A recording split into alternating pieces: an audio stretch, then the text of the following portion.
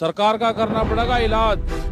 सरकार का है दिमाग खराब और इलाज में लगेंगे 3 साल। तो 3 साल का एक फार्मूला गांव के लोगों ने बनाया है। नमस्कार दोस्तों, आज से ठीक 7 महीने पहले किसानों का आंदोलन शुरू हुआ था।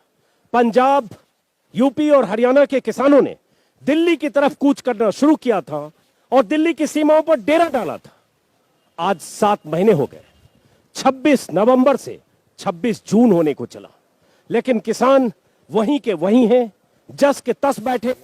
बीच में कुछ कतार कम हुई, कहा गया किसान थक गए, हताश हो गए, लौट रहे हैं, मौसम की मार है। लेकिन एक बार फिर से किसानों का जमावड़ा है और मैं इस वक्त हूं गाजीपुर बॉर्डर पर। आज हमारे साथ एक बार फिर से राकेश टिकैत, और सबसे खास बात यह भी कि मैं खुद करीब 3 महीने बाद किसानों के बीच आया। हमारे साथ राकेश टिकैत हैं और अचानक मैं देख रहा हूं कि यहां हलचल बढ़ी है। जो ये लग रहा था कि किसान बहुत कम हो गए गाजीपुर बॉर्डर पर, अभी अचानक सैकड़ों की तादाद में फिर से ट्रैक्टर्स आए हैं। 26 जून है, किसान प्रतीक के तौर पर अपनी बात कहना चाहते हैं। क्या इसके मायने हैं? और तब और भी जब सरकार ने किसानों को उनके हाल पर छोड़ दिया। कृषि मंत्री ग्वालियर में कहते हैं हम आधी रात को भी बात करेंगे, लेकिन कानून वापसी नहीं होगी, बाकी मुद्दों पर बात होगी। और सरकार से किसानों के संवाद के 5 महीने से ज्यादा। तो सवाल उठता है, ये रास्ता अब कहां जाता है?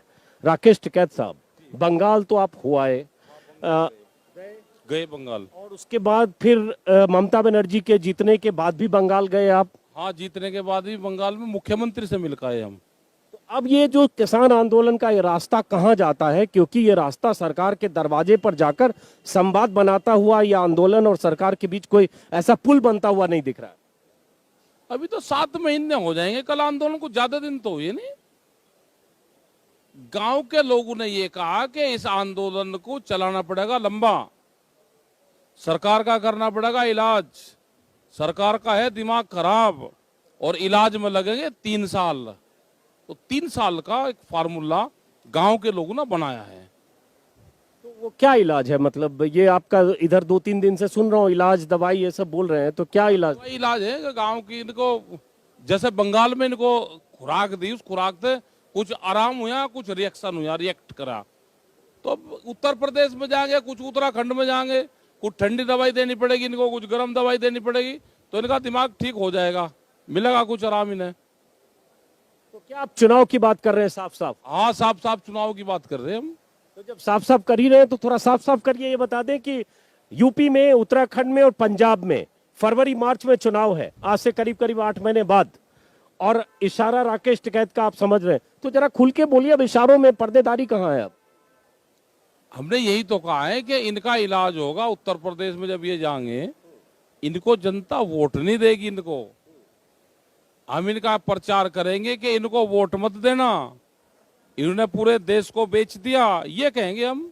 गन्ने का भुगतान 15,000 करोड़ रुपया उत्तर प्रदेश में, बिजली पूरे देश में सबसे महंगी 175 रुपये हाउस पावर। हरियाणा में भी नहीं की सरकार है, वहां 35 रुपये हाउस पावर।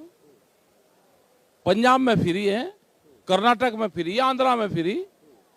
तो उत्तर प्रदेश में क्या है? उसकी अफीम की खेती पैदा कर रहे क्या, या केसर की खेती पैदा कर रहे कि इतनी महंगी बिजली भी लेंगे और भुगतान भी नहीं देंगे और गन्ने का रेट भी नहीं बढ़ाएंगे, आलू का किसान को भी बर्बाद करेंगे।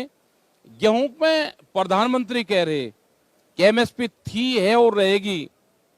आज भी किसान हरियाणा, उत्तर प्रदेश की मंडियों में, मंडी के बाहर डीएम के ऑफिस में, अभी भी शामली के अंदर डीएम के ऑफिस में किसान अपना गेहूं लेकर खड़ा। डीएम ये कह रहा, वहां के जो अधिकारी वे कह रहे कि ये 1700 रुपये क्विंटल में बिक सकता है। आंदोलन से वे मान नहीं रहे, तो पॉलिटिकल उससे कहेंगे। भाई, वोट की जो चोट की बात हमने करी थी वो बंगाल में सक्सेसफुल हुई। बंगाल में भी कहा, यहां पे भी जब तक इनको वोट की चोट नहीं मिलेगी, जब तक ये काम देने वाले हैं नहीं।